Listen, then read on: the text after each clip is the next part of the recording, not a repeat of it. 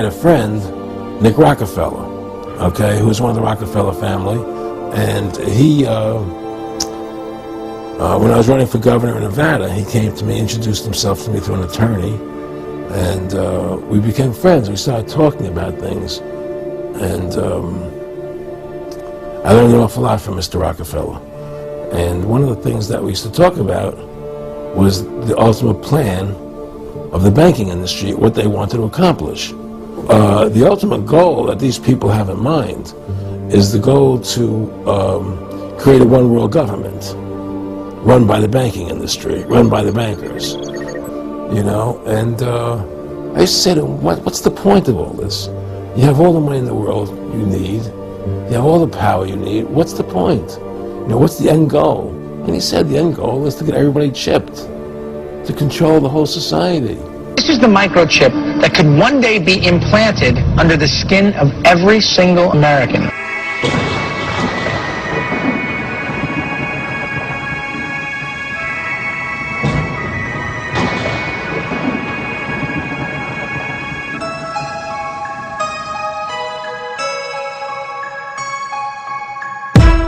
Inside a smart card is a microchip which calculates every single transaction, not only financial transactions, but records every single thing for which it is used.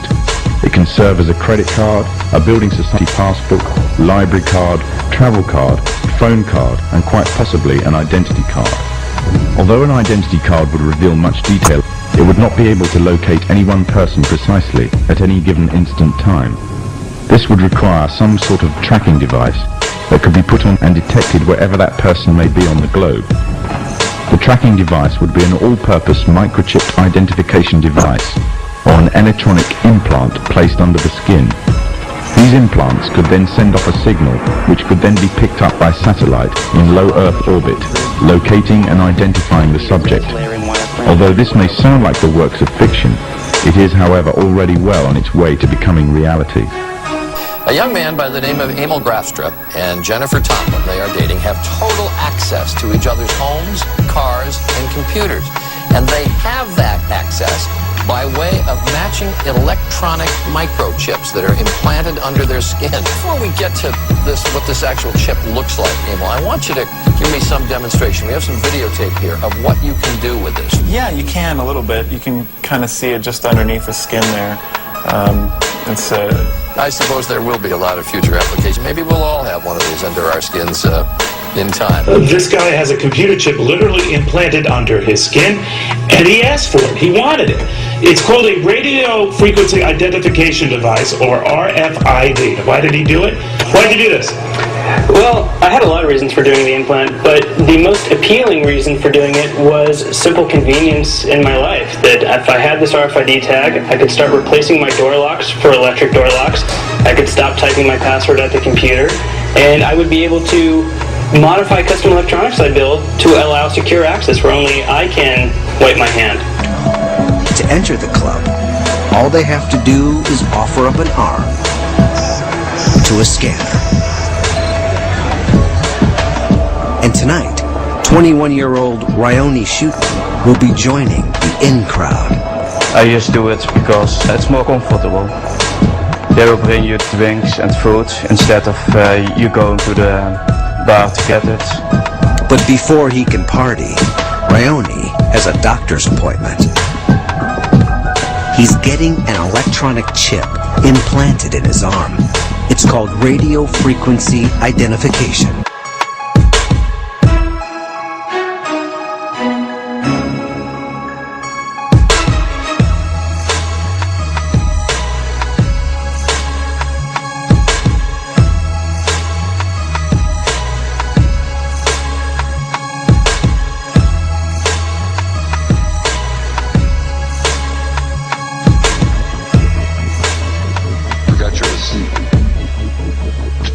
Checkout lines. Who needs them? Have a nice day. This is the future of e-business.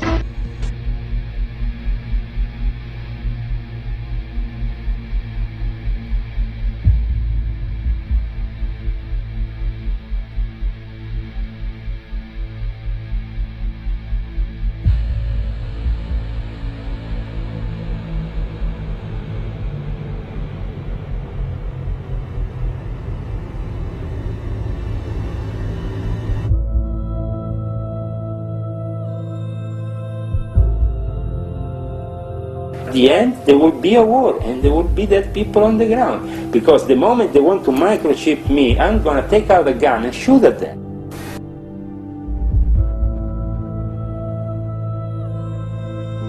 To everything that matters. When your life and all you love are on the line.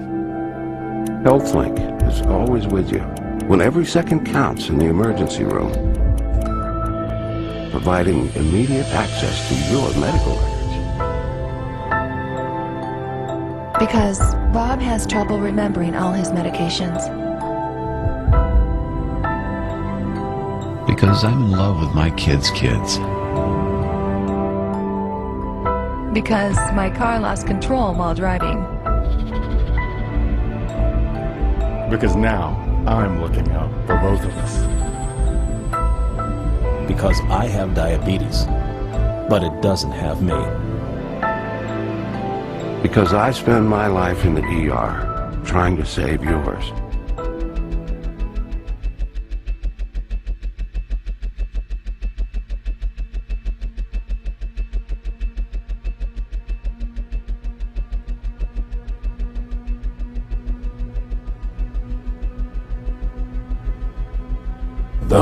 The whole agenda is to create a one world government where everybody has an RFID chip implanted in them.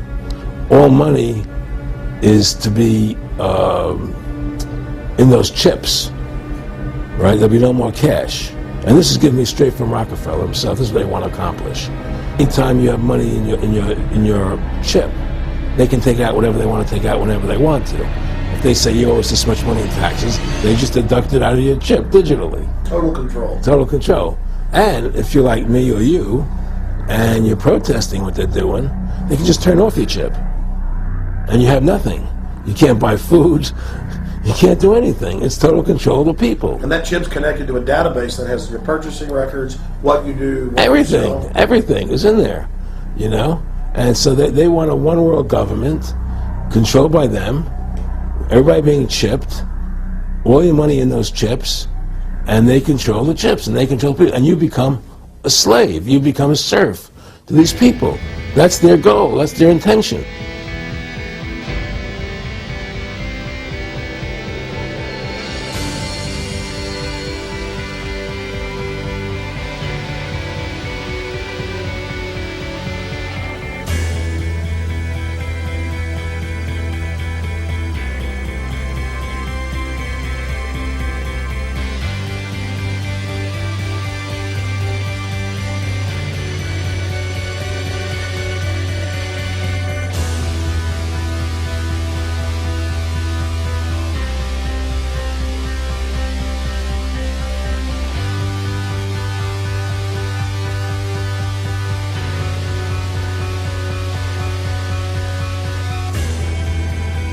I was a very zealous engineer. I worked very hard. I worked many long hours.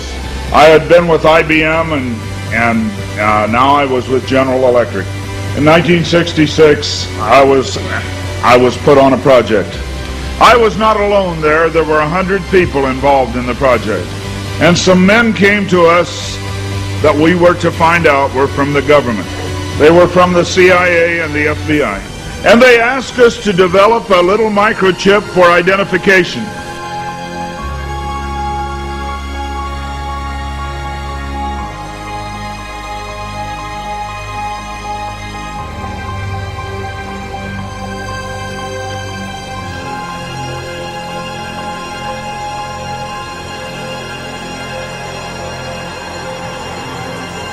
It was determined that there were two places in the body that were ideal for the microchip. One was just below the hairline on the forehead. The other place was the hand, the right hand preferred, because most people are right-handed. And they told us they wanted us to use lithium.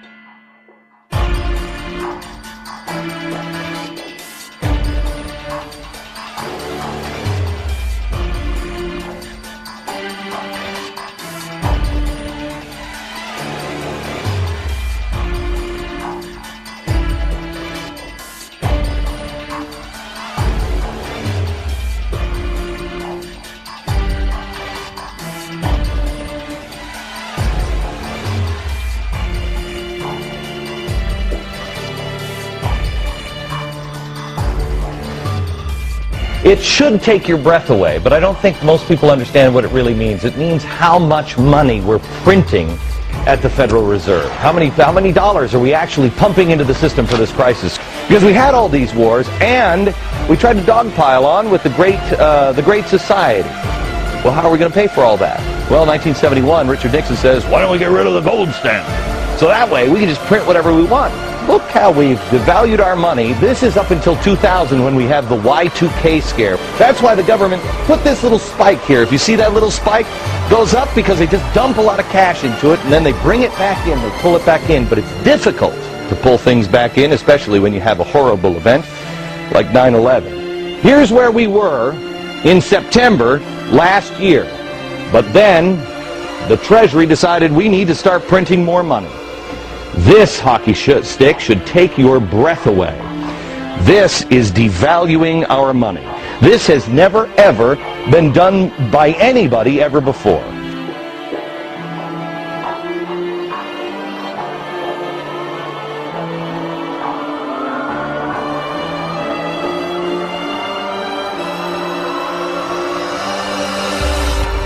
The US dollar is going to be attacked and it will collapse and bring down all the paper money of the world with it. You won't see paper money after that. Well, then what's going to be money? What's the new money that Israel will use to enslave mankind? Answer? Israel is going to use invisible money. You can't see it.